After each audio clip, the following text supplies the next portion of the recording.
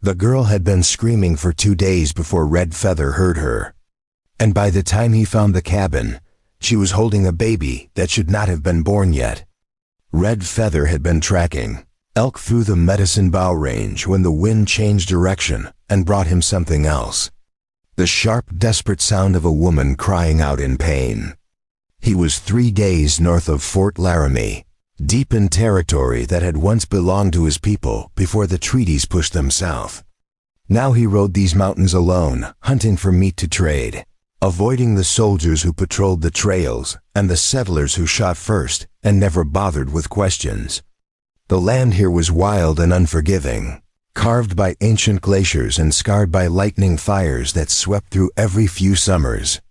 The Comanche were not welcome here anymore. Not since the wars, not since the reservations. But Red Feather had never been good at staying where white men told him to stay. He was 28 winters old, scarred from battle, and tired of watching his people fade into dust on land that grew nothing but hunger. So he rode alone, and he survived. His father had been a warrior, his grandfather a chief. But Red Feather was something else entirely. A ghost moving between two worlds, belonging to neither. He reined his paint horse to a stop and listened. The crying had stopped, replaced by an eerie silence that made the hair on his neck stand up. Something was wrong. He could feel it the way he felt storms coming, a pressure in the air, a heaviness that settled in his chest. The mountains around him stood silent, the pine trees swaying gently in the breeze, but there was no birdsong, no rustle of small animals in the underbrush. Just that terrible, empty quiet that meant something had disturbed the natural order of things. Red Feather urged his horse forward, slow and cautious, following the sound back to its source. He moved through a stand of pine trees, their branches heavy with early autumn needles, and emerged into a small clearing. There, half hidden by scrub oak and tall grass, sat a cabin.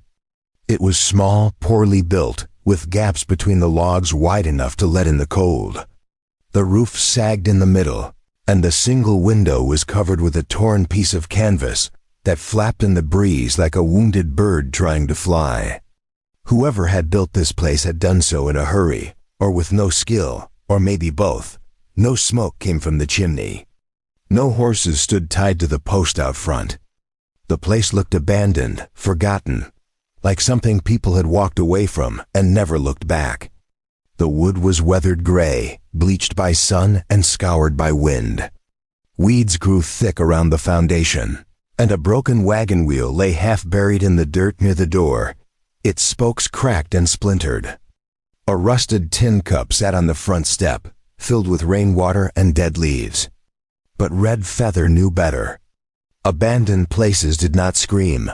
He dismounted and pulled his rifle from its sheath, checking the load out of habit. His fingers moved automatically, the motion so familiar he did not need to think about it. The door to the cabin hung open, swinging slightly in the wind, its leather hinges rotted and barely holding.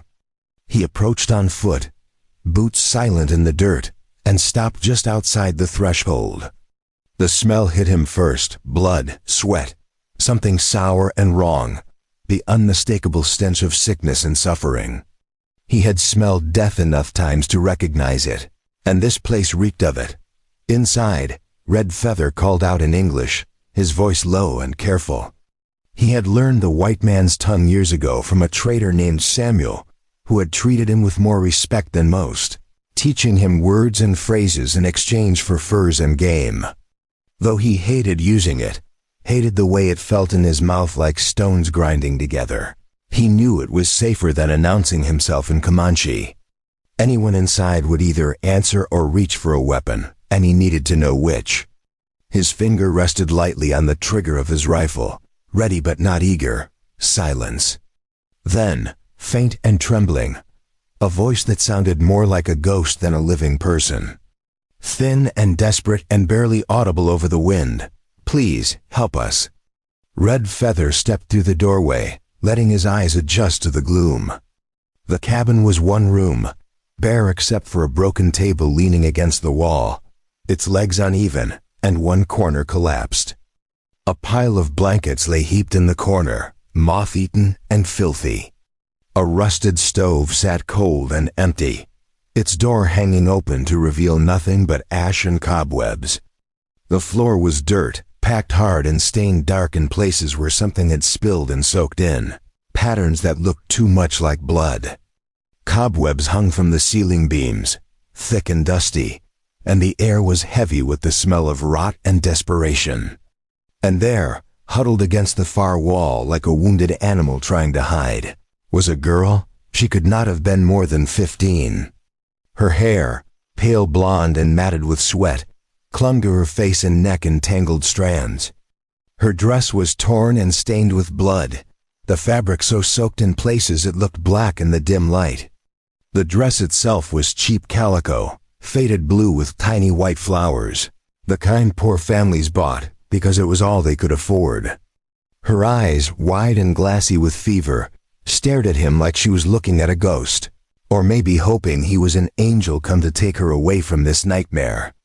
In her arms, wrapped in a filthy scrap of cloth that might have once been a man's shirt, was a baby. It was impossibly small, its skin tinged blue-gray, and it was not moving. Red Feather lowered his rifle and took a step closer. The floorboards creaked under his weight, and the girl flinched, clutching the baby tighter to her chest. But she did not run. She had nowhere to go. Her legs were twisted beneath her, and he could see that she was too weak to stand even if she wanted to. Blood pooled beneath her, dark and thick and still wet, spreading slowly into the dirt floor. Her breathing came in shallow, ragged gasps that whistled slightly in her chest, and her skin had the pale, waxy look of someone who had lost too much blood. He crouched down a few feet away, keeping his movements slow and deliberate. He had learned long ago that frightened creatures, whether human or animal, needed space and gentleness, not sudden moves.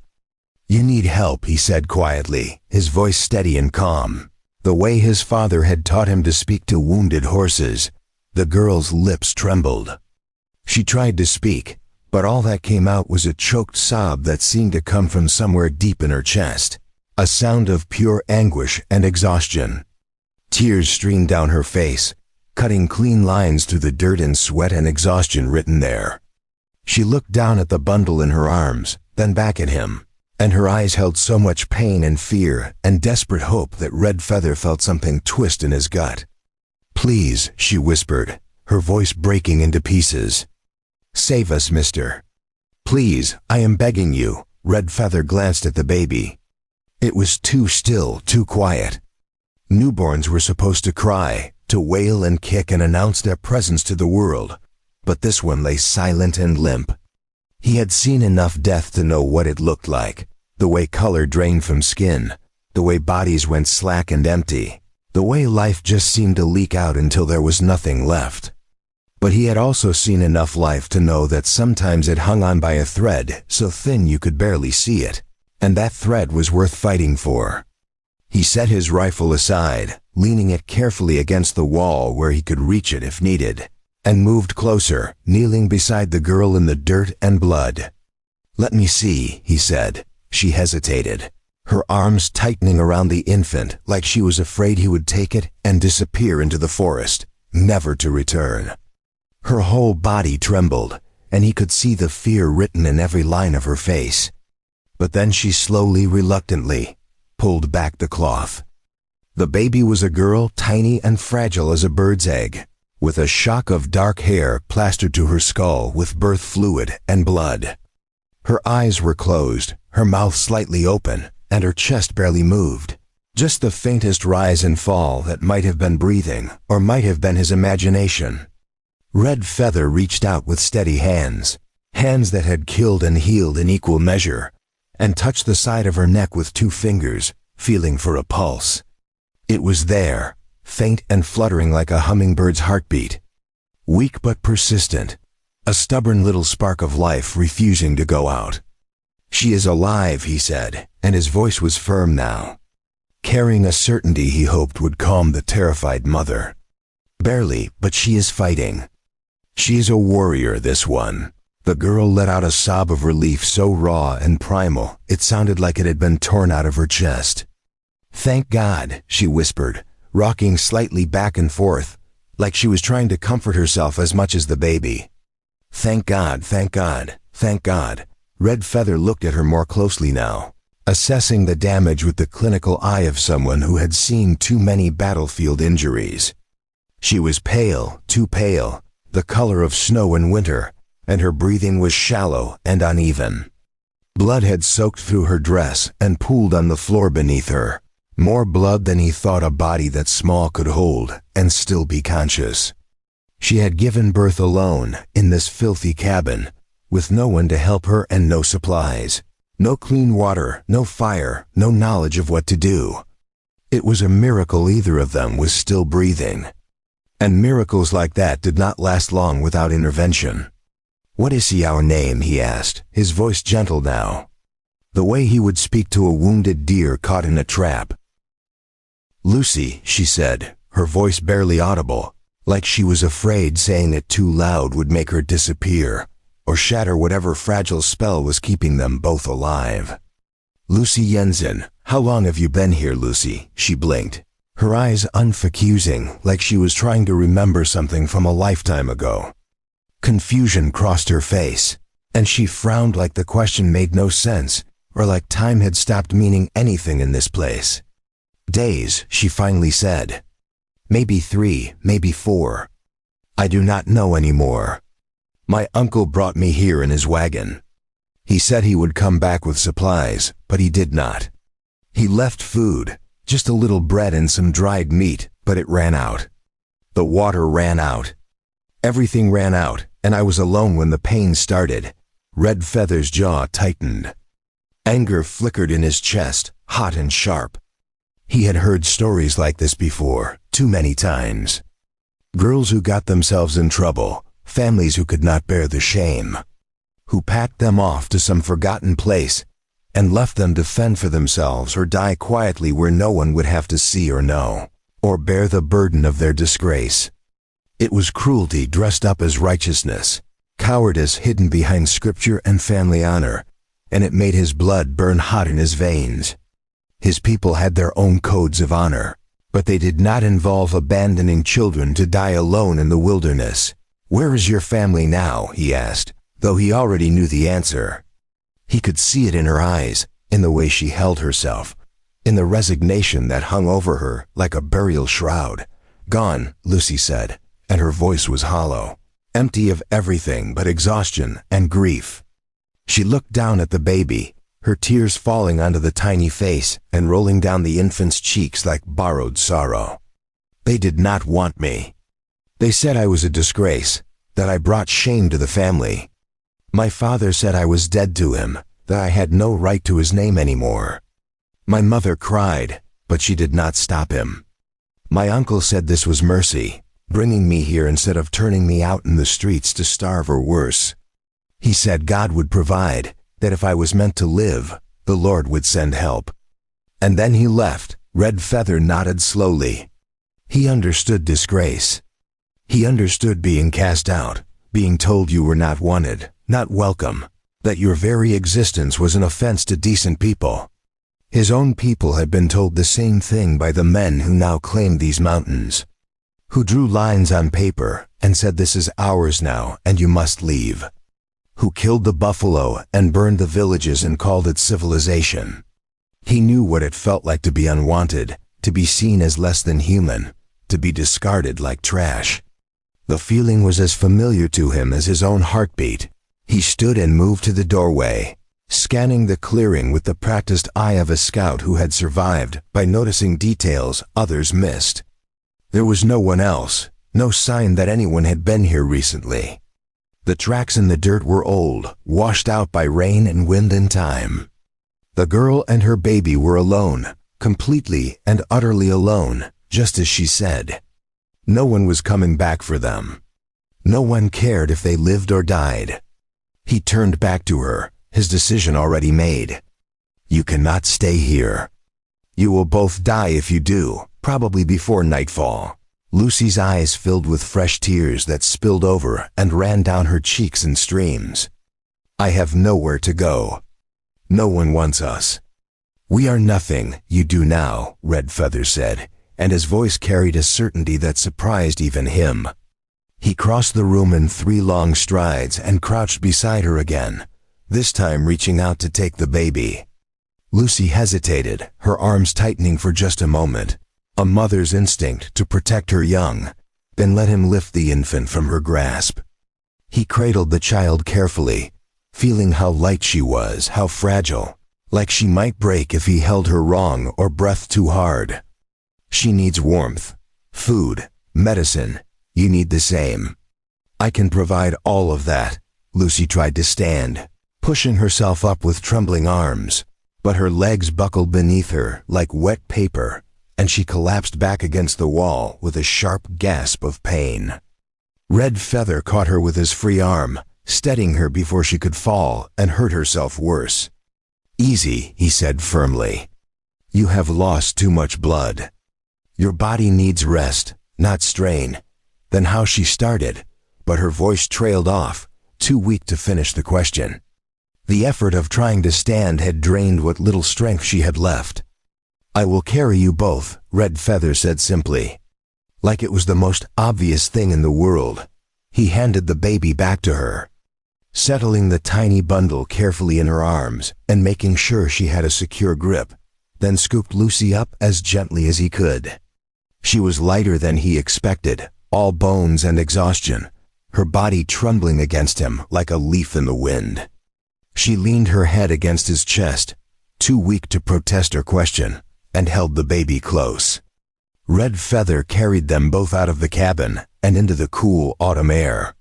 His paint horse stood waiting patiently, ears flicking nervously at the smell of blood that clung to them all like a second skin.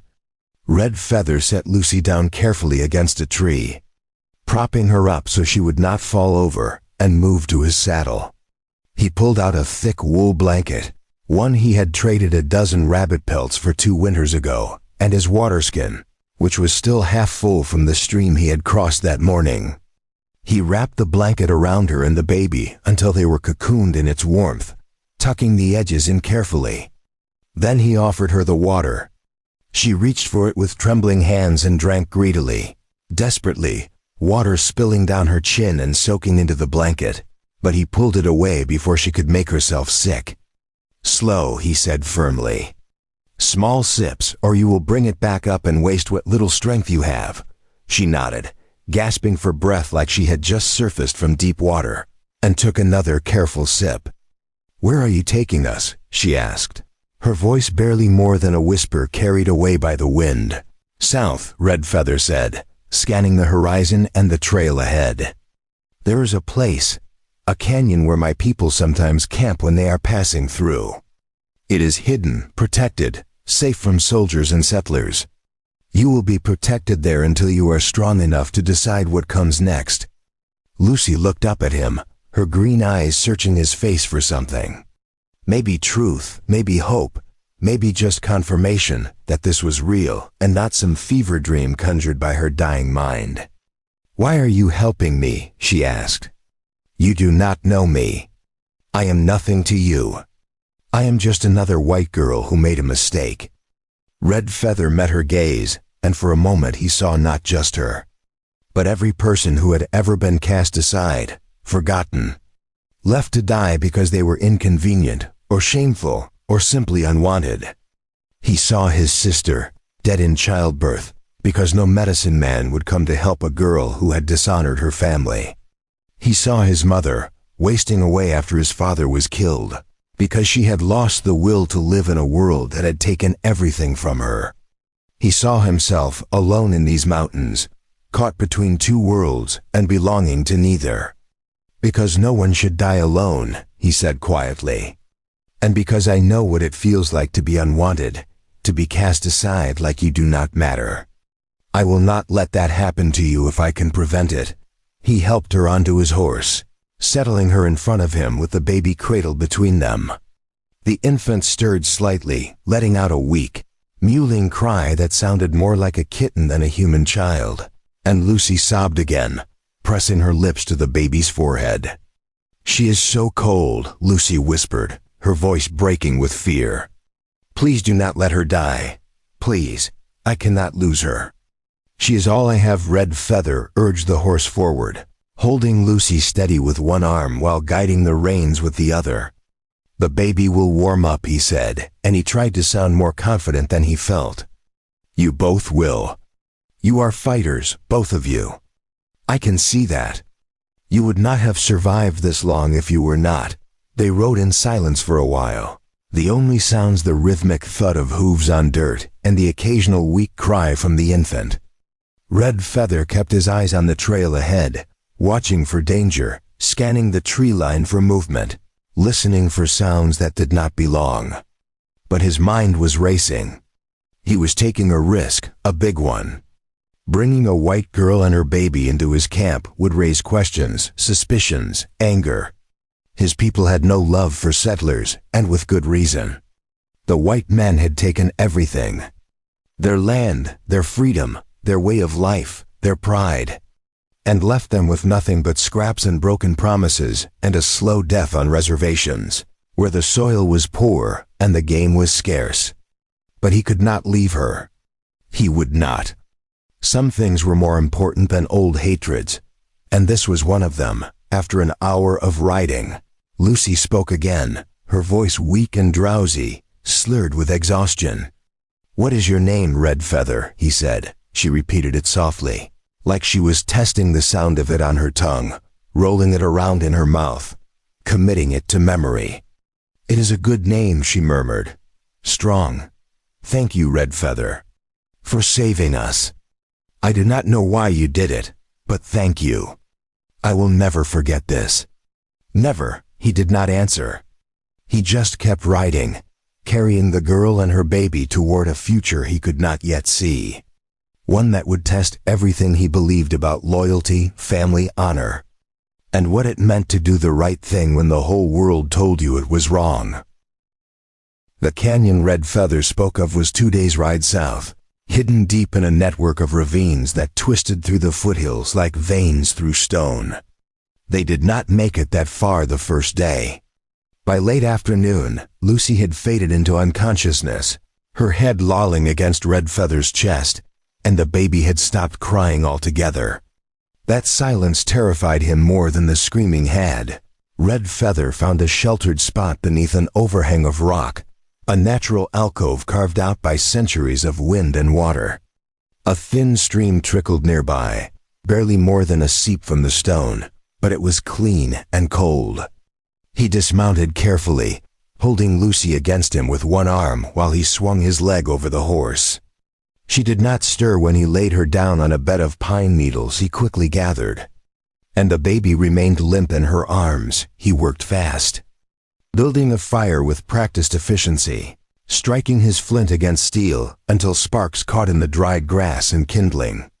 The flames grew quickly, crackling and spitting, throwing dancing shadows against the rock walls.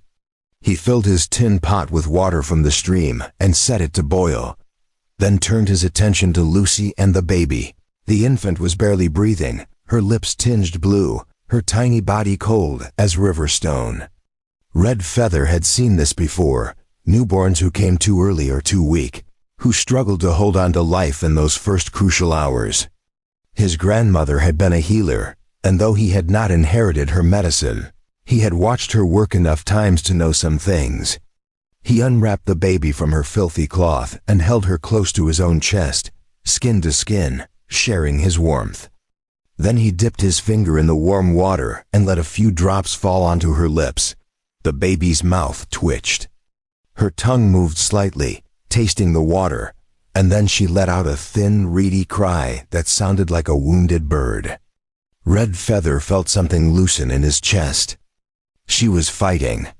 He wrapped her in his spare shirt, clean and warm from his pack, and laid her carefully next to the fire where the heat could reach her. Lucy was a different problem. She had lost too much blood, and her body was shutting down from exhaustion and trauma. Red Feather had no medicine for this, no herbs or poultices that would help. All he could do was keep her warm, keep her clean, and hope her body was strong enough to heal itself. He tore strips from his own blanket and pressed them between her legs where the bleeding continued, then covered her with everything he had. He stayed awake that night, feeding the fire, checking on them both every few minutes. The baby cried intermittently, weak little mewls that barely carried beyond the fire's edge. Lucy drifted in and out of consciousness, mumbling words he could not understand, calling for her mother, for someone named Thomas. For God, Red Feather sat beside them and waited.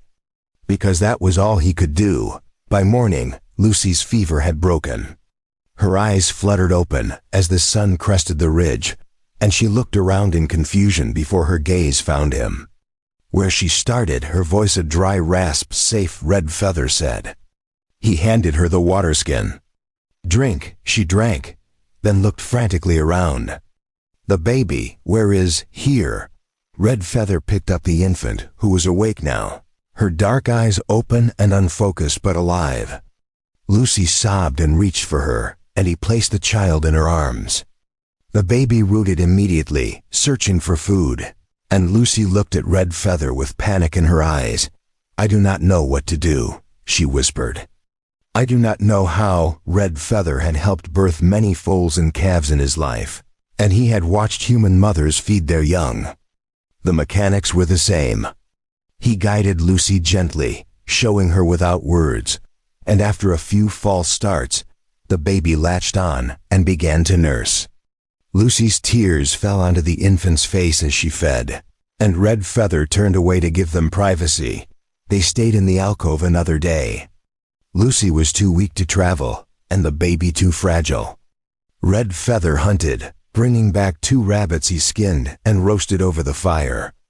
Lucy ate slowly, carefully, and with each bite, some color returned to her face. She watched him constantly, her eyes following his movements with a mixture of gratitude and wariness. On the second morning, she finally spoke more than a few words. "Why are you doing this?" she asked. "Really, you could have left us. You could have ridden away." Red Feather poked at the fire with a stick, sending sparks spiraling into the morning air. "When I was 15, he said, my sister had a baby. The father was a warrior from another band who left before she knew she carried his child. My father was ashamed. He said she brought dishonor to our family. The medicine woman refused to help when her time came." Lucy's eyes widened. "What happened?" "She died," Red Feather said flatly. "Both of them. My sister and the baby. I held her hand while she bled out, and I could do nothing. I was just a boy, too young to know how to help, too powerless to make anyone else care. She begged me to save her child, and I failed." The silence that followed was heavy with shared grief. Lucy looked down at her own baby, tears streaming down her face. "I am so sorry," she whispered. "That is why," Red Feather said. "Because I will not watch another girl die alone when I have the power to prevent it." Lucy nodded slowly, understanding passing between them without more words needed.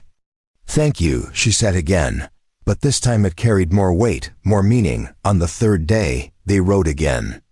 Lucy was stronger now, able to sit upright without support, though Red Feather still held her steady. The baby nursed regularly and had begun to cry with more vigor, a sound that brought relief each time Red Feather heard it. They followed a narrow trail that wound through stands of aspen and pine. Climbing higher into the mountains where the air grew thin and cold, they saw no one. The land here was too remote, too difficult for casual travelers. Only hunters and fugitives came this deep into the wilderness, and Red Feather was both. By late afternoon of the 4th day, they reached the canyon. It was a slash in the earth, hidden behind a tumble of boulders, and accessible only through a narrow defile that a man could barely ride through.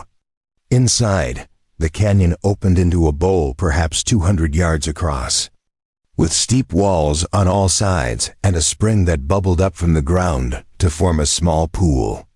Red Feather's people had used this place for generations, a secret refuge known only to a few families. There were no permanent structures, but the remains of old fires dotted the ground, and someone had stacked firewood beneath an overhang to keep it dry. Red Feather helped Lucy down from the horse and spread blankets near the spring. "This is it," he said. "We will be safe here." Lucy looked around, taking in the high walls and the isolation. "How long can we stay?" "As long as we need to." "But what about your people?" she asked. "Will they not come here?" "Not this time of year," Red Feather said. "They are farther south now, following the herds." "We will not be disturbed." Lucy nodded, exhaustion evident in every line of her body. She sat heavily on the blankets and cradled the baby close. "What do I do now?" she asked quietly. "Where do I go after this?" Red Feather crouched beside her. "You rest, you heal. You take care of your daughter. Everything else can wait. But I have no home, no family, no money." Before we jump back in, tell us where you're tuning in from, and if this story touches you, make sure you're subscribed, because tomorrow I've saved something extra special for you. "I cannot just. You are alive," Red Feather interrupted. "Your baby is alive. That is enough for now. Tomorrow will bring its own problems, but today you are safe. Let that be enough." Lucy looked at him for a long moment, then nodded. "All right," she whispered. "All right." Red Feather built a proper fire that evening, large and warm, and cooked a thick stew from the dried meat and roots he carried in his pack. Lucy ate 2 full bowls, and afterward she seemed almost like a normal girl, almost like someone who had not nearly died 4 days ago.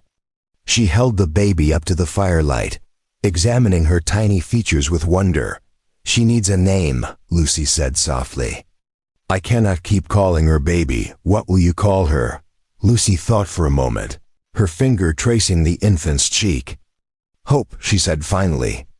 "I will call her Hope, because that is what she is. That is what you gave us."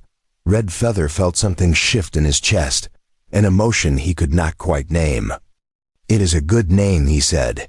That night, Lucy slept deeply for the first time since Red Feather had found her. He kept watch, listening to the sounds of the night, the wind moving through the canyon, the occasional call of an owl, the soft breathing of the woman and child under his protection. He wondered what would happen when they were strong enough to leave, where Lucy would go, whether she would survive in a world that had already rejected her once, but those were questions for another day. Tonight, they were safe, warm, and alive. Sometimes that was all you could ask for. The days in the canyon fell into a rhythm. Red Feather hunted each morning, bringing back rabbits, squirrels, once a young deer that provided meat for many days. Lucy grew stronger, her body slowly recovering from the trauma it had endured. The baby, Hope, thrived on her mother's milk and the warmth of the fire. Her cries grew louder, more insistent, and her tiny fists waved in the air like she was fighting invisible enemies. Lucy began to help with small tasks, gathering wood, washing clothes in the spring, tending the fire. She did not talk much, but Red Feather could see her watching him, studying the way he moved, the way he read the land and the sky. She was learning, adapting, becoming something other than the helpless girl he had found in the cabin. One afternoon, while Hope slept bundled in blankets, Lucy approached Red Feather as he sat sharpening his knife. "Can you teach me to hunt?" she asked. He looked up at her, surprised. "Why?" "Because I need to know how to take care of myself," she said. "I cannot depend on you forever. You have your own life, your own path. I need to be able to survive when you leave." Red Feather studied her face, seeing determination there that had not existed a week ago. "It is not easy," he said. "Hunting takes patience, skill, practice. Then teach me," Lucy said. "I am a fast learner." He nodded slowly. "All right. Tomorrow we start." The next morning, Red Feather showed Lucy how to move quietly through the forest, how to read tracks, how to listen for the sounds that betrayed an animal's location.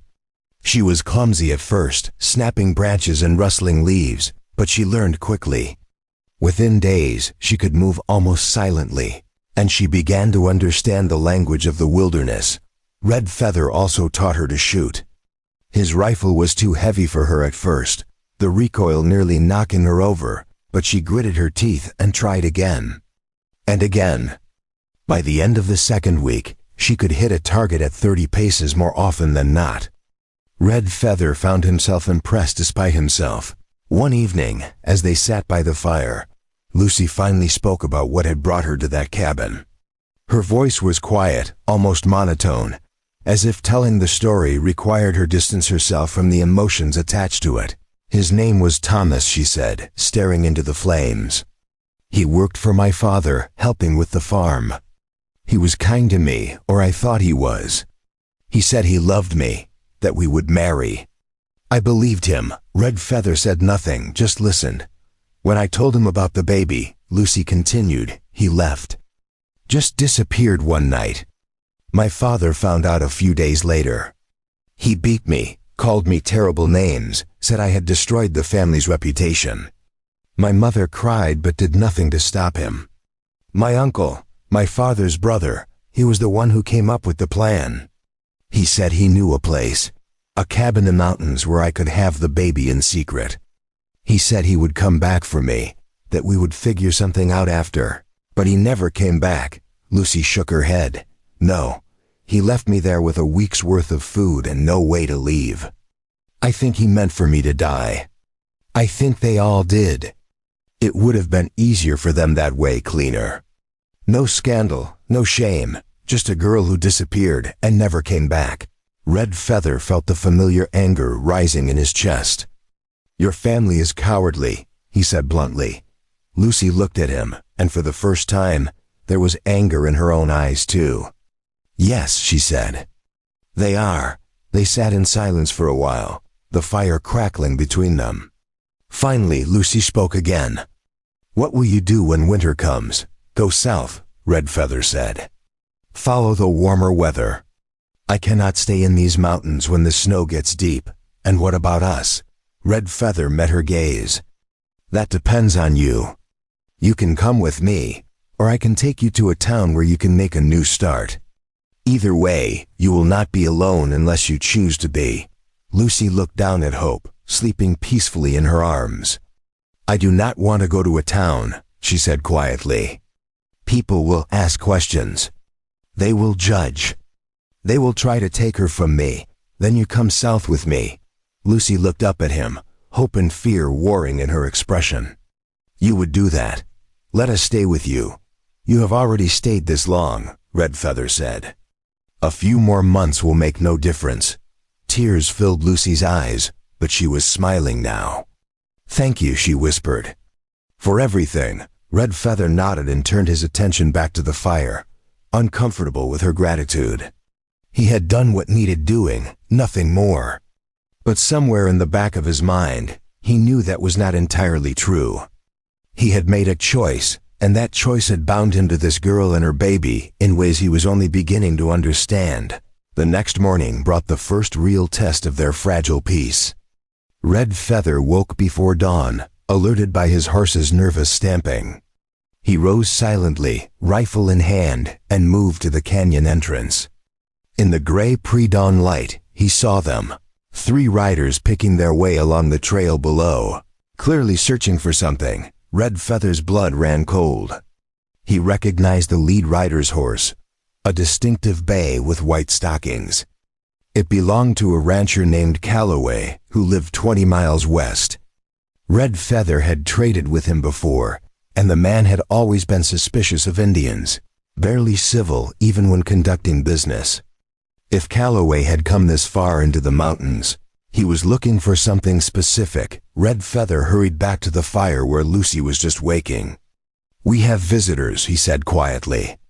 3 men, and they are looking for something. Lucy's face went white. My uncle, she breathed. He must have sent them. Red Feather grabbed his rifle and checked the load. You and Hope stay here, out of sight. No matter what happens, you stay silent. Lucy clutched the baby to her chest, fear stark in her eyes. What are you going to do? Whatever I have to, Red Feather said, and slipped back toward the canyon entrance.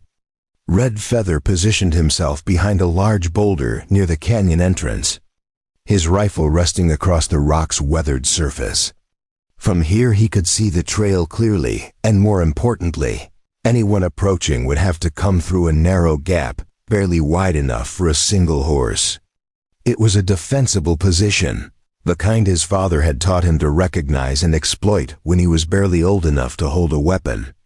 The three riders came into view as the sun broke over the eastern ridge, painting the rocks gold and throwing long shadows across the ground. Calloway led them, his bay horse picking its way carefully over the loose stone.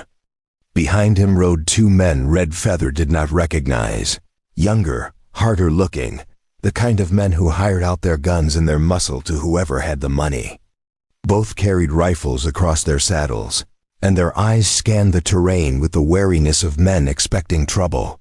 Red Feather waited, barely breathing, hoping they would pass by. The canyon entrance was well hidden, disguised by the tumble of boulders and the way the rock face seemed to present an unbroken wall. Many people had ridden past it without ever knowing it was there. But Calloway was not many people. He was a careful man, a thorough man, and he was clearly following some kind of trail. Calloway reined his horse to a stop about 50 yards from where Red Feather crouched. He dismounted and walked forward, studying the ground. Red Feather cursed silently.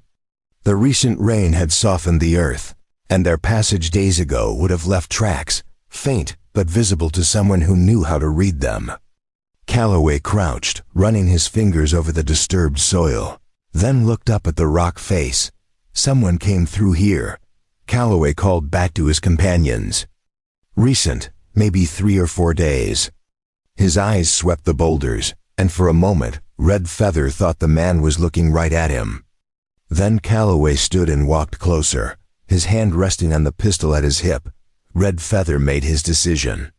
He stood, bringing the rifle up in one smooth motion, and stepped out from behind the boulder. "That is far enough, Calloway." The rancher froze, his hand tightening on his pistol, but not drawing it. His companions behind him brought their rifles up, but Calloway raised his other hand, signaling them to wait. "Red Feather," he said, his voice carefully neutral. "Fancy meeting you out here, not so fancy," Red Feather replied. "This is my country, or it was before your people took it.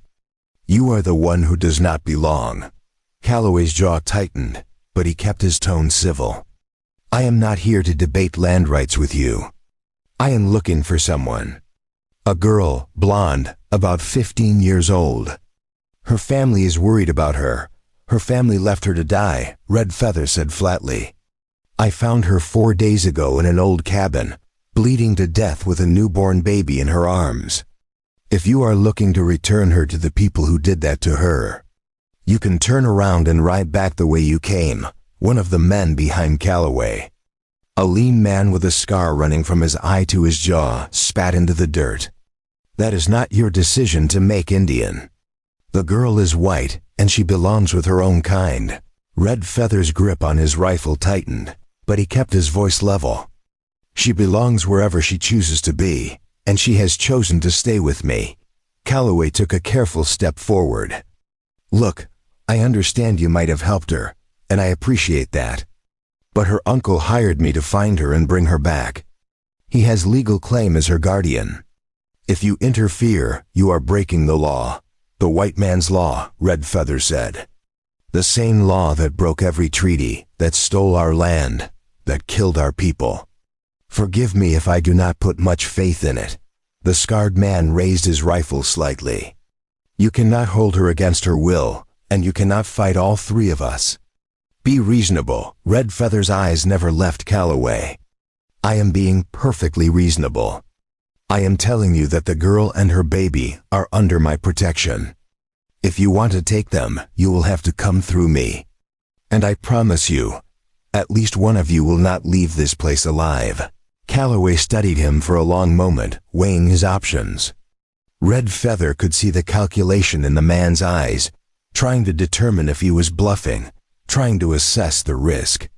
Finally, Calloway spoke again, his voice quieter now. "Her uncle is offering $100 for her return. I could split that with you, $50 for your trouble. You bring her down the mountain, hand her over, and walk away with more money than you have probably seen in a year." "I do not want his money," Red Feather said. "And the girl is not leaving. Then you are a fool," the third man said, speaking for the first time. His voice was rough, uneducated. "We will come back with more men, maybe a marshal." "You cannot protect her forever, maybe not," Red Feather agreed. "But I can protect her today, and that is enough." Calloway shook his head slowly. "You are making a mistake. Her uncle is not the kind of man who gives up easy. He will keep sending people, keep looking, until he finds her. Then he will keep failing." Red Feather said. The standoff stretched out, tension thick in the morning air. Red Feather could feel sweat trickling down his back, despite the cool temperature. His finger rested lightly on the trigger, ready to fire if any of the three men made a move. Behind him, hidden in the canyon, Lucy and Hope waited in silence. He wondered if Lucy was listening, if she could hear the conversation, if she understood that men were willing to kill over her. Finally, Calloway raised both hands in a gesture of surrender. "All right," he said. "We are leaving. But this is not over. You need to understand that. Her uncle will not stop, and sooner or later you will have to answer for this." "I will face that when it comes," Red Feather said. Calloway mounted his horse and gathered the reins. The scarred man looked like he wanted to argue, wanted to push the confrontation further, but Calloway shook his head, sharply. The three men turned their horses and rode back down the trail, disappearing around a bend in the rock. Red Feather stayed where he was, rifle ready, until the sound of hoofbeats faded completely. Only then did he lower the weapon and let out the breath he had been holding. He returned to the canyon to find Lucy standing by the fire, her face white as chalk. Hope was crying, and Lucy held her tightly, rocking back and forth. She heard everything through the canyon walls, the way sound carried and echoed in this place. Red Feather could see the fear in her eyes, the way her whole body trembled. "They will come back," Lucy whispered. "They will bring more men, maybe soldiers." "You heard what he said." "Yes," Red Feather said calmly. "They probably will. Then what do we do?" Lucy's voice rose, panic creeping in. "We cannot stay here. They know where we are now." "We are trapped." "We are not trapped," Red Feather said firmly. "And we are not leaving." "Not yet, but they will, Lucy," Red Feather interrupted, stepping closer. "Look at me." She met his eyes, tears streaming down her face. He could see she was on the edge of breaking, all the fear and trauma of the past weeks threatening to overwhelm her. "We knew this would happen eventually," he said quietly. "Your family would look for you. They would send men. This does not change anything. You are still safe, your daughter is still safe, and I am still here." "But for how long?" Lucy asked. "How long can you protect us before they bring too many men? Before someone gets hurt or killed?" "As long as it takes," Red Feather said. Lucy shook her head. "I cannot ask you to die for me. You have done enough. More than enough. Maybe I should just go back, face whatever punishment they have waiting. At least then you would be safe." "No," Red Feather said sharply. "You go back and they will take your daughter. They will put you in an asylum or marry you off to some old man who wants a young wife. They will erase you, make you disappear in a different way." "Is that what you want for Hope?" Lucy's face crumbled. "No," she sobbed. "No, I want her to be free, to grow up without shame, without people whispering about her." "Then we fight," Red Feather said. "We do not run, we do not surrender, we fight for that future." Lucy looked at him through her tears.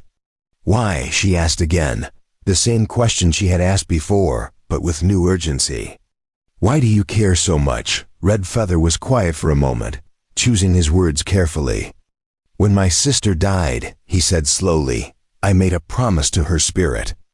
I promised that if I ever had the chance to help someone in her situation, I would not fail again. You and Hope are that chance. I will not break that promise." Lucy stepped forward and wrapped her free arm around him, pulling him into an awkward embrace with Hope squirming between them. "Thank you," she whispered into his chest. "Thank you for not giving up on us." Red Feather stood stiffly for a moment, unused to such displays, then awkwardly patted her shoulder. "We should prepare," he said, pulling back gently. "If they come back with more men, we need to be ready." "What do we do?" Lucy asked, wiping her eyes. "First, we need another way out of this canyon," Red Feather said. "I know these mountains well. There is a trail that leads up the eastern wall, steep and dangerous, but possible. If we need to leave quickly, that will be our escape route. Over the next 3 days, Red Feather prepared for the possibility of another confrontation. He scouted the eastern trail, clearing loose rock and marking the safest path. He cached supplies at strategic points along the route, bundles of food and water wrapped in oilcloth and hidden under rocks. He taught Lucy the trail during Hope's nap times, making her walk it until she could navigate it even in dim light.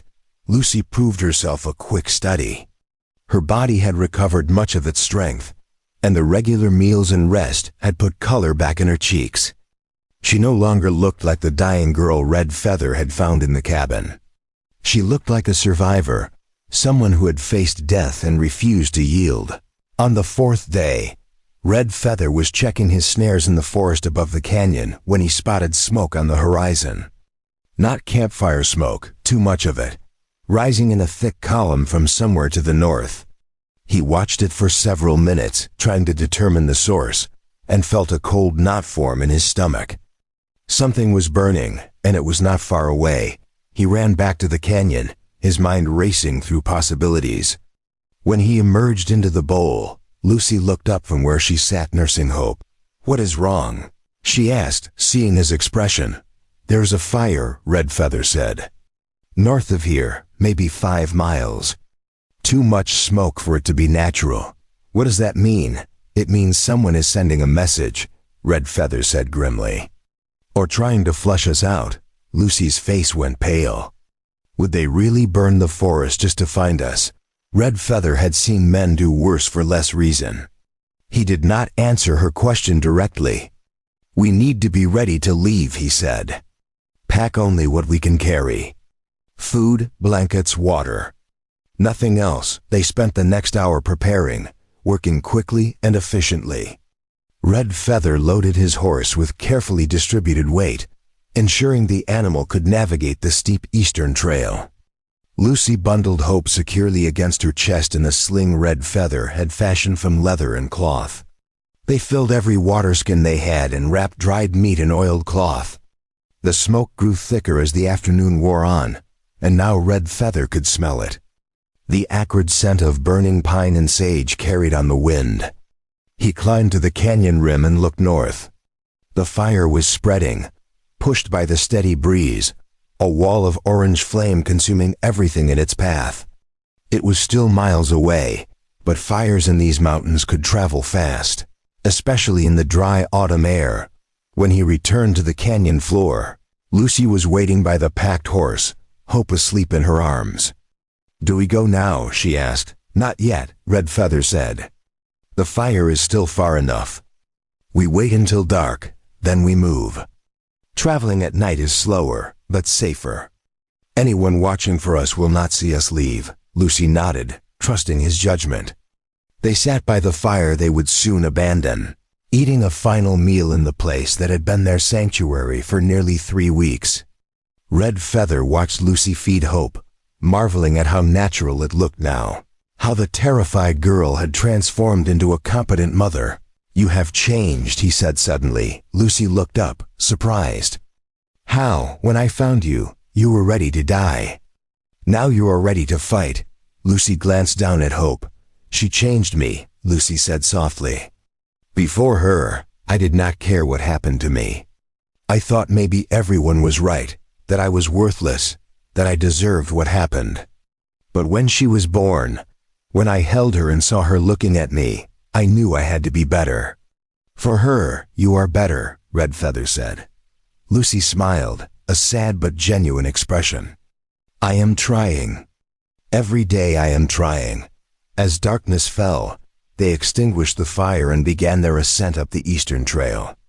Red Feather led the horse, picking his way carefully over the rocky path. Lucy followed close behind, one hand on the canyon wall for balance, the other holding Hope secure. The baby was blessedly quiet, seeming to sense the need for silence. The climb took 2 hours, slow and treacherous in the darkness. Twice Lucy nearly lost her footing on loose stone, and once the horse balked at a particularly narrow section, refusing to move until Red Feather spent precious minutes coaxing it forward. But finally, they reached the top and emerged onto a high plateau that stretched away into darkness. Red Feather paused, letting them catch their breath. Behind them, the fire glowed on the northern horizon, an angry orange line against the black sky. Ahead, the mountains rose in silhouette, range after range fading into darkness. Somewhere out there was safety, but the path to it would be long and dangerous. Lucy came to stand beside him, looking back at the burning forest. "Do you think they know we left?" she asked quietly. "Probably not yet," Red Feather said. "But they will by morning when they find the canyon empty. Then we need to be far away by then." "Yes," Red Feather agreed. We ride through the night. No stops except to rest the horse. By dawn, we need to be across the high pass and down into the next valley. Lucy adjusted Hope's sling and nodded. "I am ready." They mounted the horse together, Lucy in front with Hope, Red Feather behind, and rode south into the darkness. The plateau was exposed, windswept, with no cover and no shelter. If anyone was watching from below, they would be visible, a single dark shape moving across the pale stone. But there was no other choice. They had to put distance between themselves and the burning forest, had to stay ahead of whoever was hunting them. The night was cold, and Lucy shivered despite the blanket wrapped around her shoulders. Red Feather could feel Hope stirring between them, making small noises of discomfort.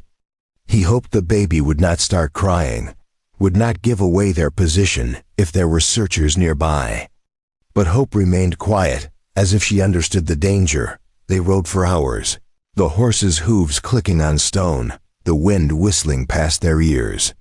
Red Feather's eyes constantly scanned the darkness, looking for movement, for the flicker of distant campfires, for any sign they were being followed. But the night remained empty and vast, and gradually he allowed himself to believe they might actually escape. As the sky began to lighten in the east, they crested the high pass and started down the far side. Below them, a valley spread out in the pre-dawn gloom, thick with forest and cut by a silver thread of river. It was wild country, untamed and remote, the kind of place where a person could disappear and never be found.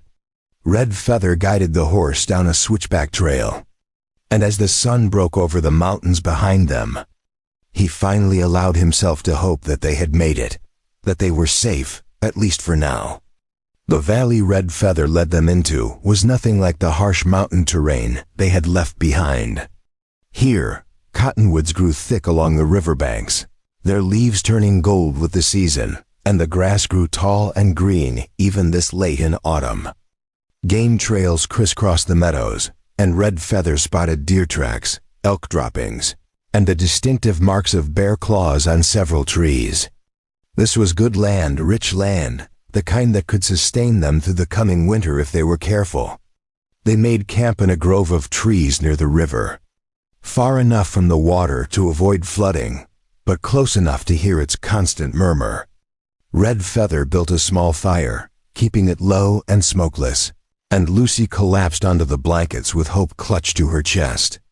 She had not complained once during the night ride, but Red Feather could see the exhaustion in every line of her body. "Sleep," he told her. "I will keep watch." Lucy's eyes were already closing. "Thank you," she mumbled, and within moments her breathing had deepened into sleep. Hope stirred and fussed briefly, but Lucy's body automatically shifted to accommodate the baby. And soon both mother and daughter were resting peacefully. Red Feather sat with his back against a tree, rifle across his knees, and watched the sun climb higher. His own exhaustion pulled at him, making his eyelids heavy, but he forced himself to stay alert. They had escaped the immediate danger, but that did not mean they were safe.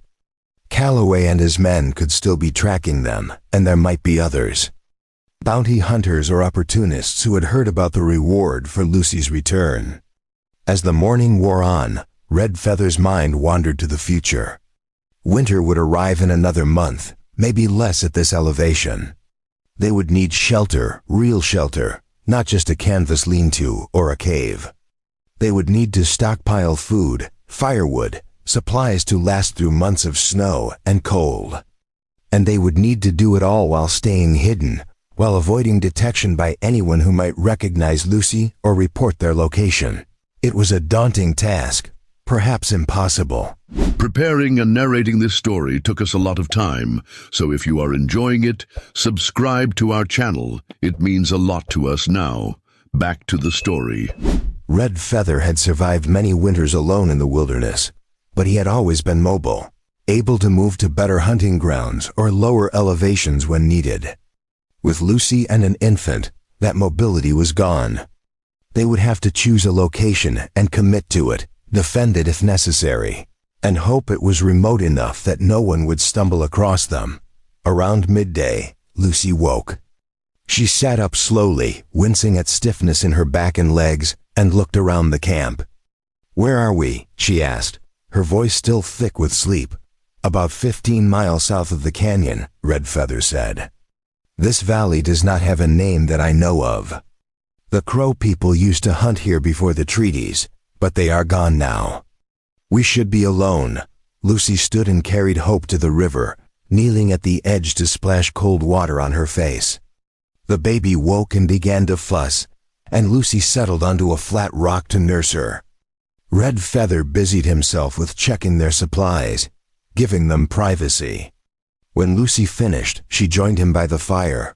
"What happens now?" she asked. "Do we just keep running?" Red Feather shook his head.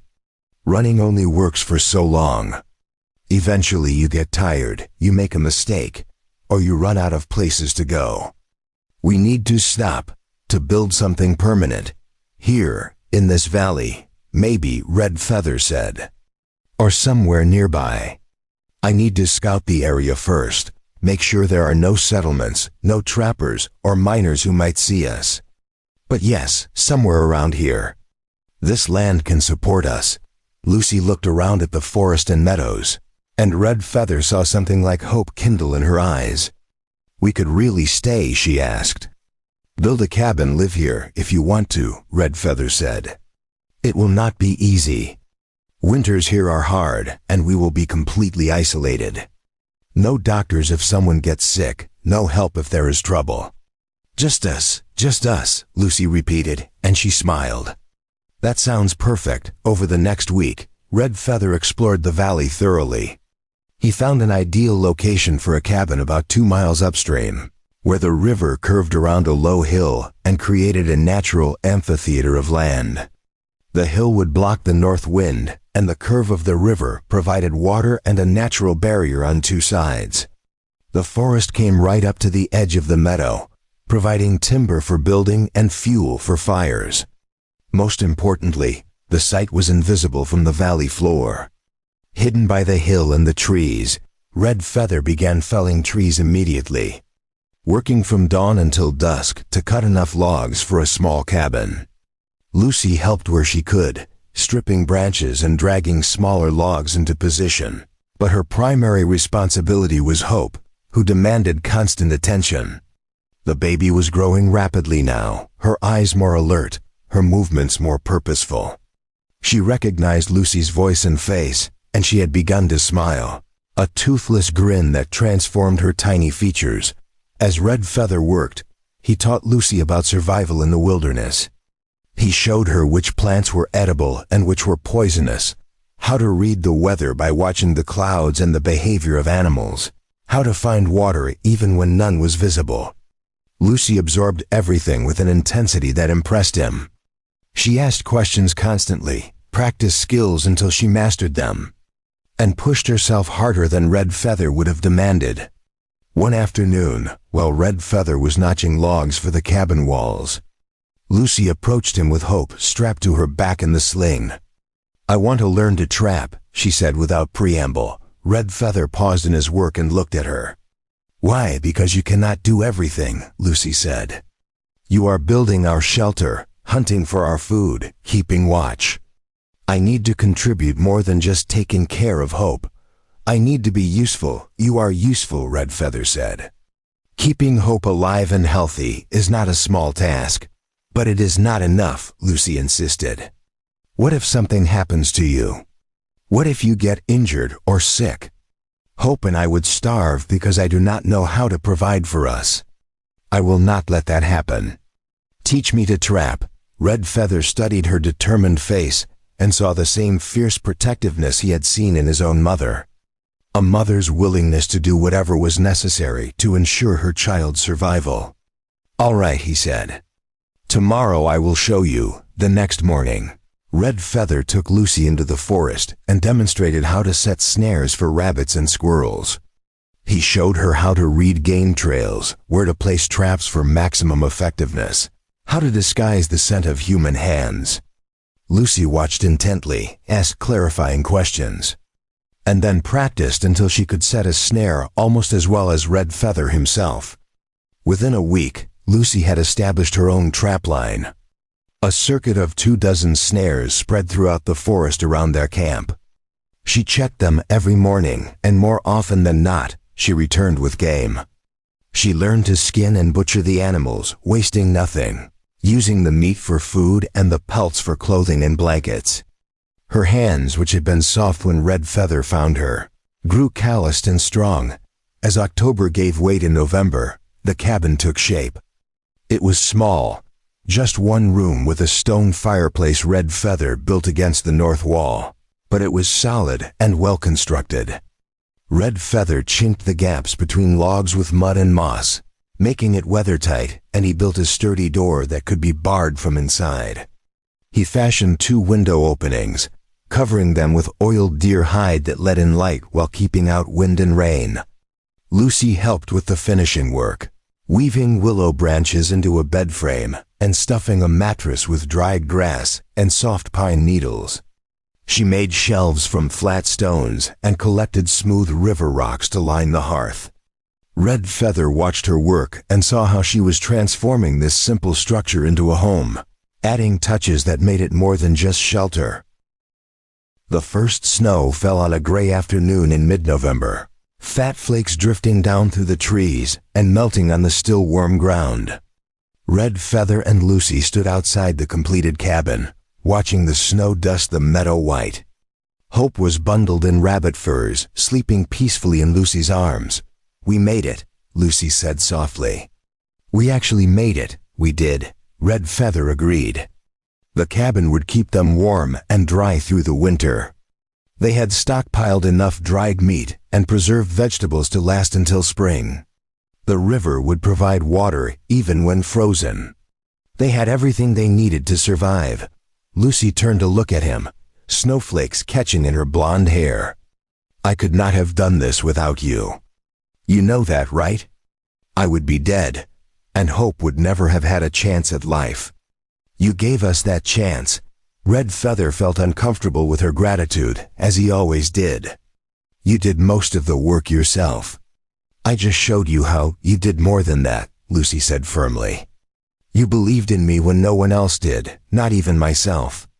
That matters. Before Red Feather could respond, Hope woke and began to cry, a lusty wail that echoed across the meadow. Lucy laughed and carried her inside the cabin, and Red Feather followed, closing the heavy door behind them. Lucy settled by the fire to nurse Hope, and Red Feather added more wood to the flames, watching them catch and flare that evening. As darkness fell and the snow continued to fall outside, they sat together in the warm cabin and ate a simple meal of venison stew and cornbread Lucy had learned to make from the limited supplies they had. Hope lay on the bed, waving her arms and making the cooing sounds that preceded real speech. The firelight danced across the log walls, and outside the wind began to pick up, moaning through the trees, "This feels like a real home," Lucy said quietly. "I have not felt that in a long time. Not since before my father found out about the baby, maybe not even before that. Our house was always so cold, so full of judgment and silence. But this," she gestured around the cabin, "this feels warm." "Safe, it is safe," Red Feather said. "No one knows we are here. No one will find us unless we want to be found." Lucy looked at Hope, then back at Red Feather. "Do you ever regret it?" she asked. "Helping us, I mean. Your life was simpler before. You could go anywhere, do anything. Now you are tied to this place, to us." Red Feather considered the question seriously. He had asked himself the same thing many times over the past weeks. His old life had been solitary but free, uncomplicated by responsibilities to anyone but himself. Now he was bound to this woman and child, committed to their survival as much as his own. It was a burden, but it was also something else, something he did not have words for. "No," he said finally. "I do not regret it. Before, I was alone. Now I have purpose." Lucy's eyes glistened with tears. "You have more than purpose. You have us. You have a family." The word hung in the air between them, heavy with meaning. Red Feather had not thought of it in those terms before, but he realized Lucy was right. Somewhere along the way, without planning or intention, they had become a family. Not bound by blood or marriage, but by something deeper, by shared survival and mutual dependence and a commitment to protect each other. "Yes," Red Feather said quietly. "I suppose I do." That night, Red Feather lay on his bedroll near the fire while Lucy and Hope slept in the bed he had built. He listened to their breathing, the crackle of the flames, the wind howling outside, and felt something he had not felt in years: contentment, peace, a sense that he was exactly where he was supposed to be. The winter descended in earnest after that first snow, burying the valley in white. The temperature dropped until the river froze solid, and their breath-formed clouds inside the cabin each morning. Red Feather and Lucy fell into a rhythm, dividing the work of survival between them. Red Feather hunted when the weather allowed, bringing down deer and elk that would feed them for weeks. Lucy maintained the trapline, checked and reset snares, and kept the cabin clean and organized. Hope grew rapidly despite the harsh conditions. By mid-December she had doubled her birth weight, her cheeks round and pink, her legs growing chubby and strong. She had discovered her voice and used it frequently, babbling and cooing and occasionally letting loose with shrieks of delight that made both Red Feather and Lucy laugh. She recognized them both now, reaching for Lucy when she wanted to nurse and tracking Red Feather with her eyes whenever he moved around the cabin. One evening in late December, a blizzard struck with sudden violence. The wind screamed around the cabin, driving snow through every tiny crack and gap Red Feather had missed. He and Lucy worked frantically to stuff the gaps with rags and mud, while Hope cried from her nest of furs on the bed. The storm lasted 3 days, trapping them inside, and by the end of it, their firewood supply was dangerously low. When the storm finally broke, Red Feather ventured out to gather more wood. The snow was waist-deep in places, and the temperature was brutally cold. He worked quickly, cutting dead branches and dragging them back to the cabin. But even with his thick furs and constant movement, the cold seeped into his bones. On his third trip, his foot broke through the snow into a hidden hole. Twisting his ankle viciously, Red Feather limped back to the cabin, his ankle throbbing with each step. Lucy took one look at his face and knew something was wrong. "What happened?" she asked, helping him inside. "Twisted my ankle," Red Feather said through gritted teeth. "It is not broken, but I will not be able to walk on it for a few days." Lucy's face went pale, but she did not panic.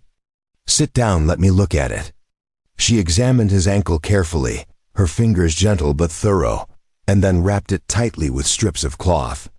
"You need to stay off it completely," she said. "That means I handle everything for the next week. Firewood, water, checking the traps, all of it, Lucy. You cannot." "Yes, I can," Lucy interrupted firmly. "You taught me everything I need to know. Now you need to trust that I learned it." For the next week, Lucy proved herself capable beyond anything Red Feather had imagined. She rose before dawn to build up the fire, then ventured out into the freezing cold to check traps and gather firewood. She hauled water from the river, breaking through the ice with a heavy rock. She kept the cabin warm, kept Hope fed and happy, and kept Red Feather's ankle wrapped and elevated. She did all of this while caring for an infant, and she never complained, never faltered. Red Feather watched her work and felt something shift inside him.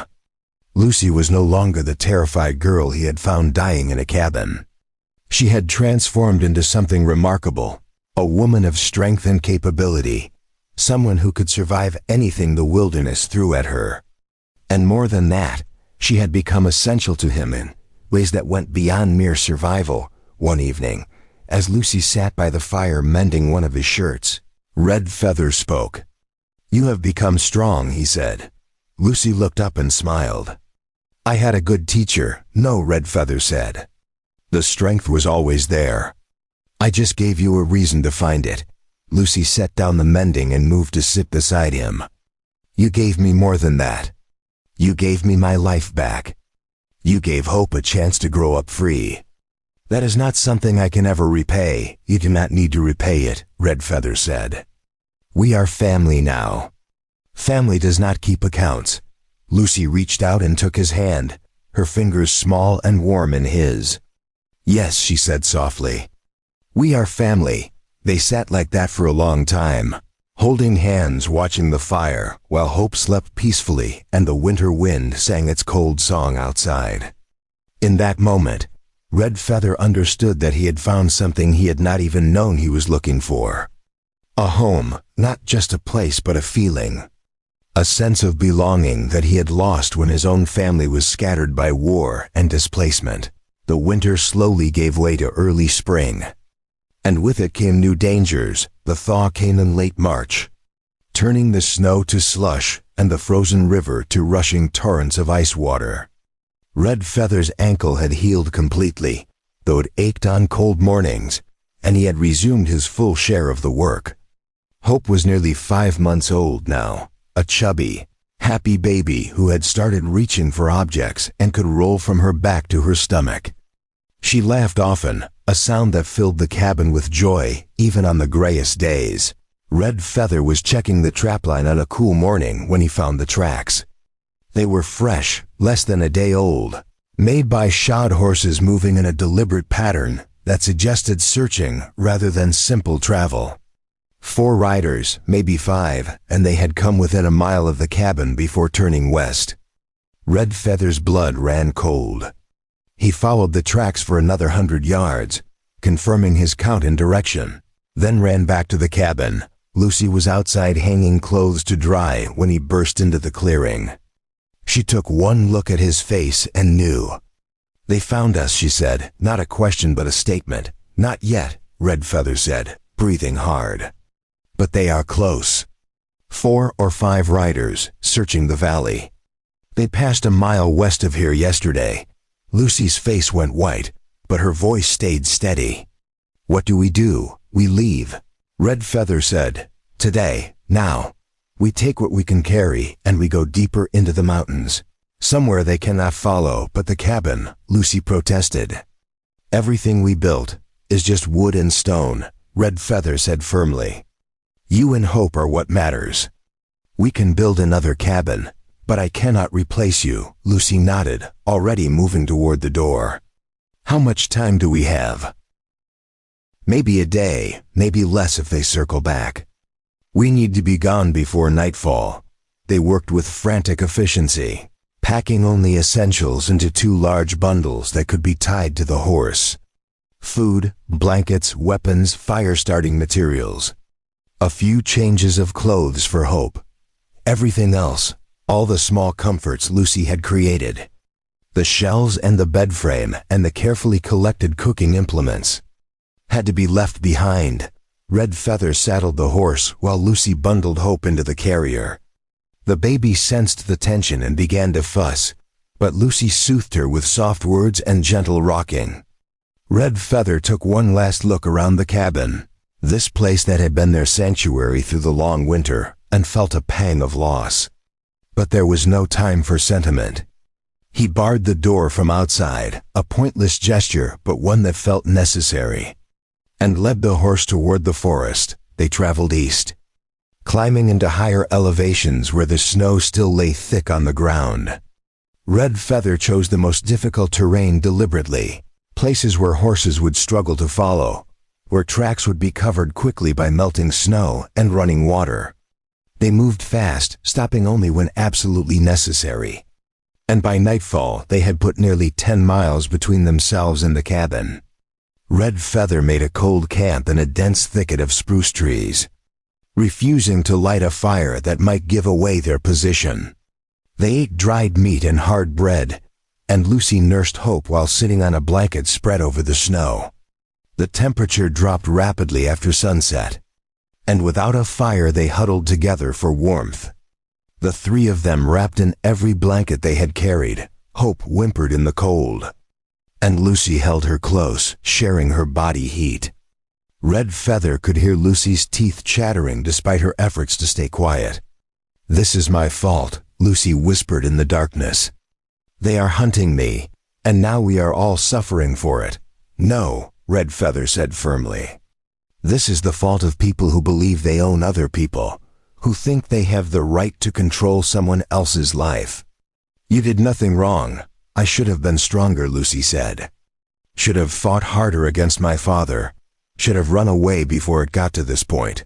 "You were 15 years old and pregnant," Red Feather said. "What could you have done that you did not do? You survived.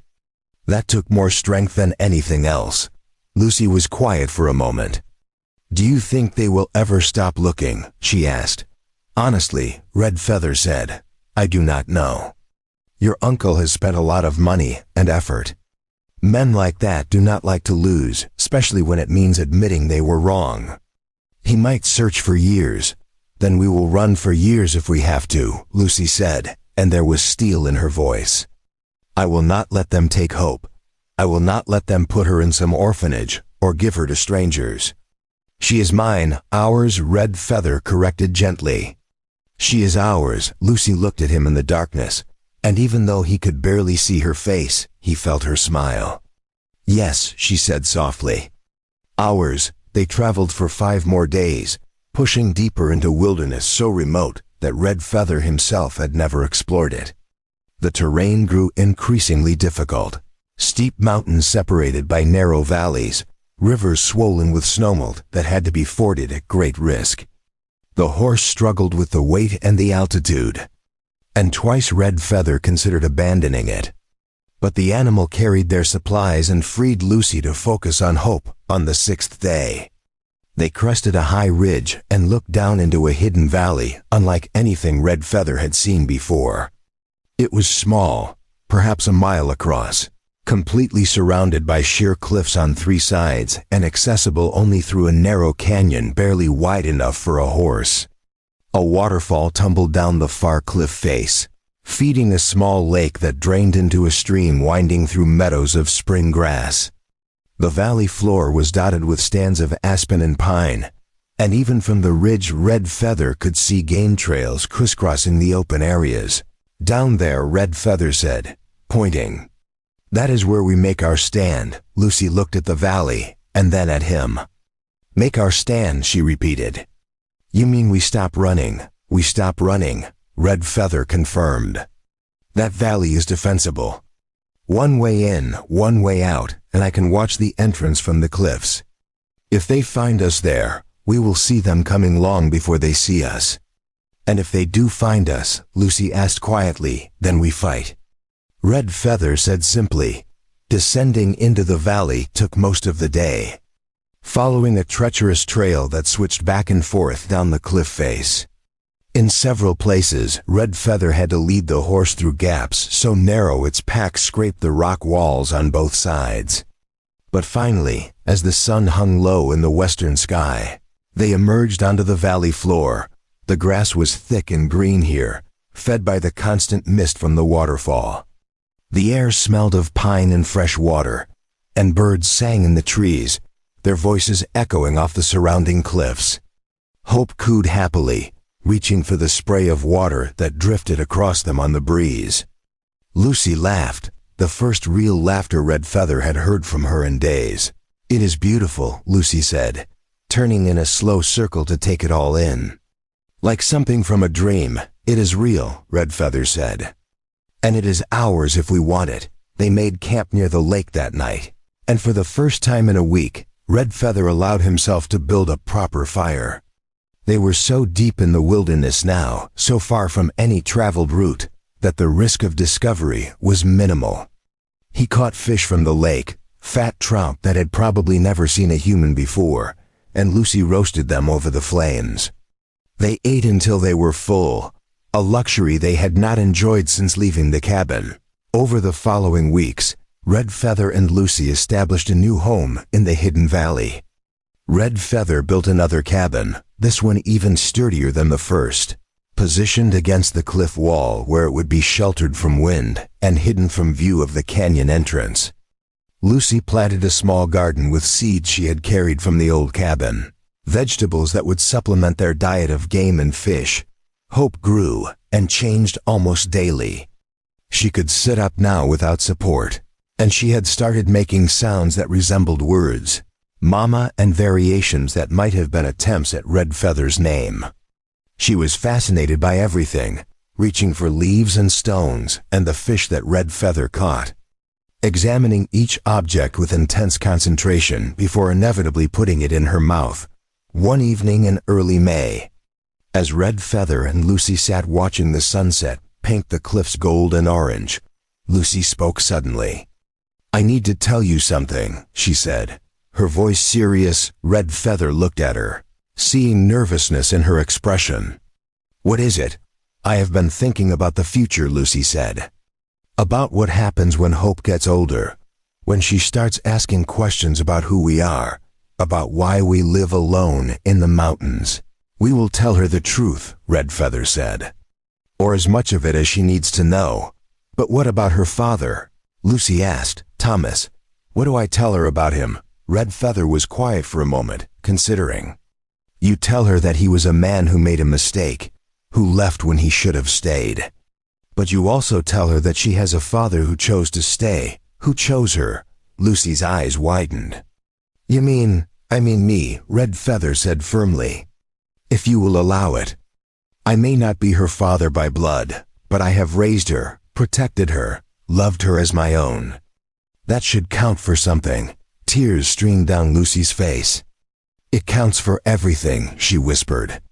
"Everything." She reached out and took his hand, squeezing it tightly. "I want that," she said. "I want us to be a real family, not just three people surviving together, but an actual family. We already are," Red Feather said. "Have been for months. This just makes it official." Lucy leaned her head on his shoulder, and they sat like that as the stars began to appear in the darkening sky. Hope slept peacefully in Lucy's lap, oblivious to the conversation that had just shaped her future. Red Feather felt a contentment deeper than anything he had known, a sense that all the pain and loss and struggle had led him exactly where he needed to be. The summer that followed was the most peaceful time Red Feather had known since childhood. The hidden valley provided everything they needed, and the isolation that had once seemed like a burden now felt like a blessing. No one disturbed them, no riders searching, no threats from the outside world. They existed in their own small paradise, cut off from everything but each other. Red Feather taught Hope to swim in the lake, holding her in the shallow water while she kicked and splashed with delight. Lucy worked in her garden, coaxing vegetables from the rich soil, and in her spare time she made clothes for Hope from the deer hides Red Feather tanned. The baby grew strong and healthy, her skin bronzed by the sun, her laughter echoing off the valley walls. In August, Lucy approached Red Feather with a hesitant expression. "I have been thinking," she said carefully, "about Hope's future, about what kind of life she will have here." Red Feather set down the knife he was sharpening and gave her his full attention. Go on, she will never know another child, Lucy said. She will never go to school, never have friends her own age. Is that fair to her, to raise her completely isolated from the world? The world treated you cruelly, Red Feather reminded her. It cast you out, left you to die. Why would you want to return to it? Not return, Lucy said. But maybe, eventually, we could live somewhere less remote. A small town where Hope could have a normal life, where she could learn to read and write, where she could be around other people. Red Feather felt a knot of fear form in his stomach. And what about the people looking for you? He asked. What happens when someone recognizes you? Maybe they have stopped looking by now, Lucy said. It has been almost a year. Maybe my uncle gave up. Maybe he decided I am dead. Or maybe he is still searching. Red Feather countered. Maybe the moment we show ourselves, he will hear about it and come for you. Lucy bit her lip, clearly torn. I know it is a risk. But keeping Hope here forever, never letting her see the world, that is a risk too. What if she grows up resenting us for it? Red Feather stood and walked to the edge of the lake, staring into the clear water. He understood Lucy's concerns, shared some of them himself. But the thought of leaving this safe haven, of exposing themselves to danger again, filled him with dread. You are asking me to gamble with your lives, he said quietly. No, Lucy said, coming to stand beside him. I am asking you to trust that maybe, just maybe, we can have more than this. That we can give Hope a life that includes both safety and community. Red Feather looked at her, seeing the hope and determination in her eyes. When? He asked. When would we do this? Not now, Lucy said quickly. Not for years yet. But eventually, when Hope is older, when enough time has passed that people have forgotten. Maybe then, Red Feather agreed reluctantly. But we proceed carefully, slowly. We do not take unnecessary risks. Lucy smiled and squeezed his hand. Carefully and slowly, she agreed. As autumn arrived and the aspen leaves turned gold again, Red Feather found himself thinking more about Lucy's proposal. She was right that Hope deserved more than just survival, more than just the two of them. But how could they provide that without risking everything they had built? The answer came to him one morning as he watched Hope chase butterflies through the meadow. She was nearly a year old now, walking with increasing confidence, babbling constantly in a language only she understood. She was smart, curious, fearless, everything a child should be. And she was happy, genuinely happy, in a way that Lucy had never been in her own childhood. That evening, Red Feather gathered Lucy and Hope by the fire and spoke. I have been thinking about what you said, about Hope's future. You are right that she needs more than what we can give her here. But I have a proposal. Lucy looked up from the moccasins she was sewing. What kind of proposal? We stay here for now, Red Feather said. We let Hope grow strong and healthy, away from the dangers of the world. But I teach her everything I know about the land, about survival, about how to live in balance with nature. And you teach her everything you know about kindness, about strength, about standing up for what is right. All right, Lucy said slowly. And then what? And then when she is older, maybe 10 or 12, we take a risk. We go to a town, a small one far from here where no one knows us. We present ourselves as a family, a Comanche man and his white wife and their daughter. We see if we can make a life there. Lucy's eyes widened. You would do that? Present me as your wife? We would not be lying, Red Feather said quietly. In every way that matters, you are my family. Calling you my wife just makes it official in the eyes of white men's law.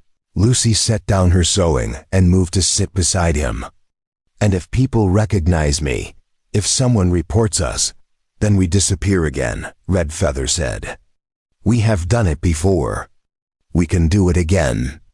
But maybe, just maybe, enough time will have passed that no one is looking anymore. Lucy was quiet for a long moment, considering. Finally, she nodded. All right, she said. We stay here, we raise Hope in safety. And when the time is right, We try for something more." They sat together watching Hope play with a carved wooden toy Red Feather had made. And outside the hidden valley, the world continued turning. Unaware of the small family living in isolation among the cliffs, years passed. Hope grew from a baby into a bright, energetic child who could track deer through the forest and name every plant in her mother's garden.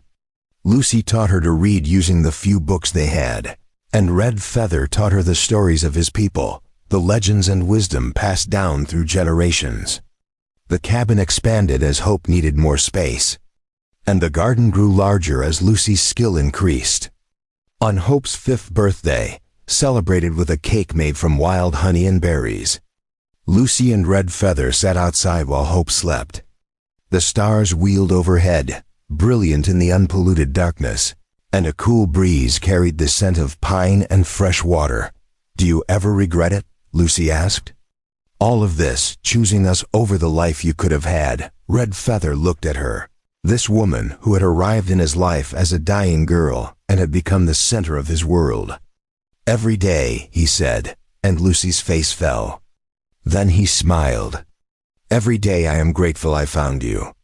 Every day I thank whatever spirits guided me to that cabin. Every day I choose you in Hope over any other life I might have lived." Lucy leaned against him, her head on his shoulder. "We are lucky," she said softly. "So many people never find this, never find a place where they truly belong." "We made our own luck," Red Feather said. "We survived when others would have given up. We built something good from terrible circumstances." "That was not luck, that was choice." Inside the cabin, Hope stirred and called out in her sleep, and Lucy rose to check on her. Red Feather stayed outside a moment longer, looking up at the stars and thinking about the future. Lucy was right that eventually they would need to rejoin the world, if only for Hope's sake. But for now, they had this, their hidden valley, their small family, their hard-won peace, and that, Red Feather thought as he stood to join his family inside, was enough. More than enough. It was everything.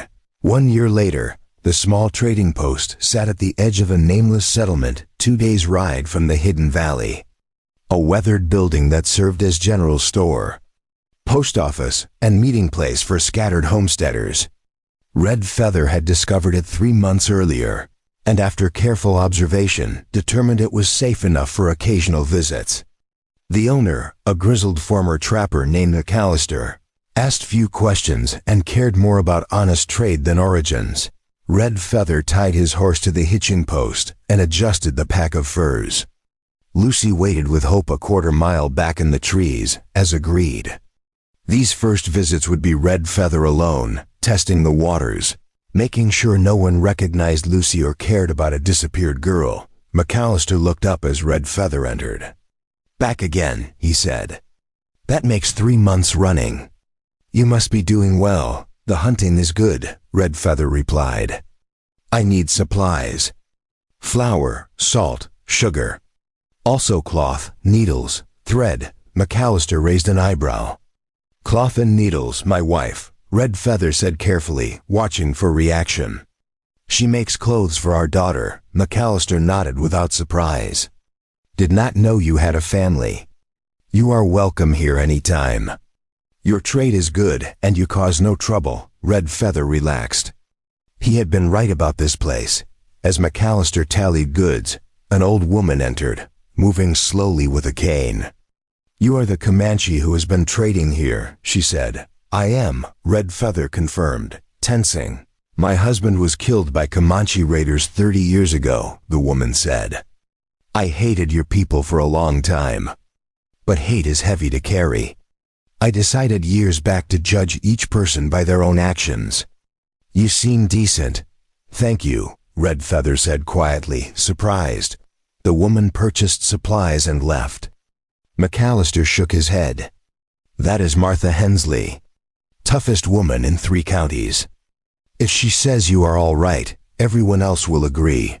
Red Feather completed his trade and rode back to Lucy and Hope. "How did it go?" Lucy asked anxiously. "Better than expected," Red Feather said. "The owner is fair, asks no questions. Even an old woman whose husband was killed by my people accepted me. I think we can bring you both there safely. Hope, now 6 with blonde hair and dark eyes, tugged his sleeve. Can we go to the town, Papa? Soon, little one, Red Feather said, crouching to her level.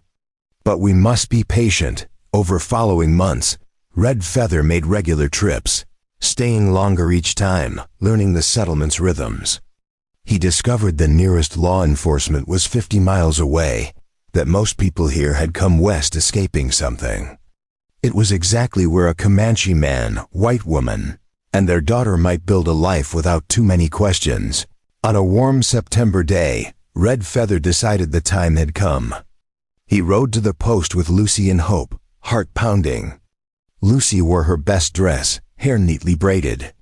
Hope vibrated with excitement. McCullister's eyes widened seeing them, then softened into a genuine smile. So this is the family. Welcome, Lucy stepped forward, chin high despite fear. Thank you for having us, McCullister extended his hand to Lucy. Any family of his is welcome. And who is this? I am Hope, the girl announced. I am 6 and I can track rabbits and gut fish, McCullister laughed. We could use more like you. Over the next hour, locals wandered in.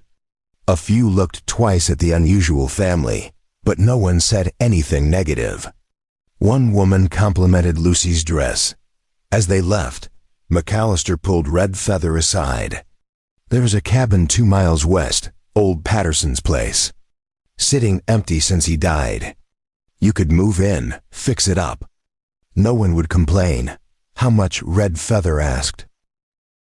No one to claim it. You fix it, you live there, it is yours. We need good people more than paperwork. That evening they found Patterson's cabin. Small but solid, with stone fireplace and good roof. Lucy walked through slowly. Room for a bigger bed, she said.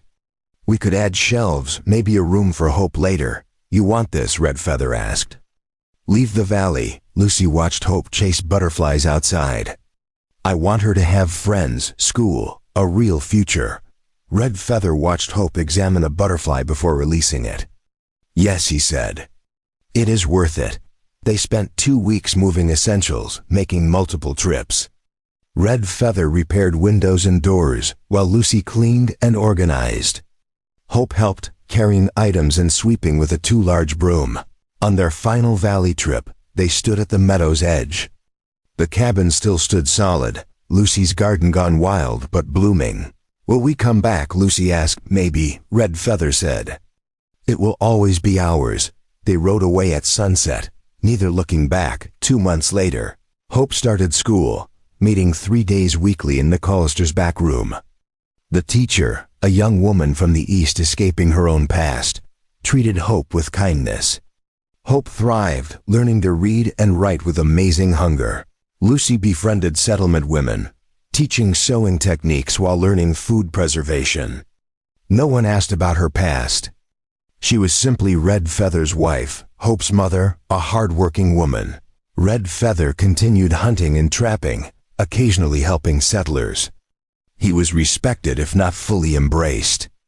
It was enough. One December evening, as snow fell and Hope practiced letters by firelight, Lucy took Red Feather's hand across the table.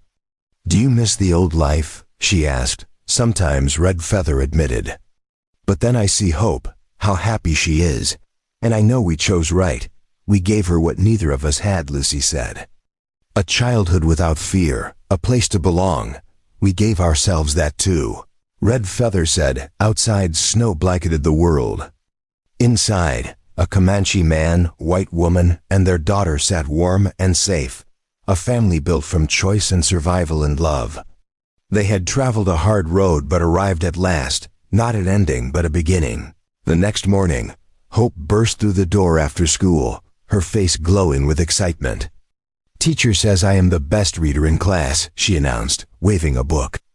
And Sarah Miller invited me to her birthday party next week.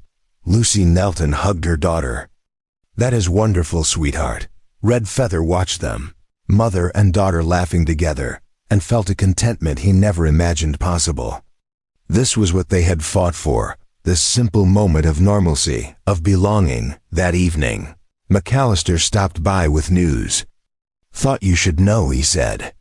"Marshall came through today, asking about a missing girl from up north. Description did not match anyone around here, and I told him we mind our own business in these parts." Red Feather tensed. "Did he seem satisfied? Seemed more interested in moving on to the next town," McAllister said. "But I figured you would want to know." After McAllister left, Lucy looked at Red Feather with worry. "Do you think?" "I think we are as safe as we ever will be," Red Feather said. "And I think we stop looking over our shoulders. We have built a life here. We defend it if we must, but we also live it." Lucy nodded slowly. "You are right. We cannot spend forever running from shadows." That night, as they prepared for bed, Hope asked a question that stopped them both. "Papa, why do some kids at school say I look different?" Red Feather and Lucy exchanged glances. Then Red Feather sat on the edge of Hope's bed. "Because you have the best of both worlds," he said gently. "Your mother's fair hair and my darker skin. You are unique, and that makes you special." "Is it bad to be different?" Hope asked. "No," Lucy said firmly, joining them.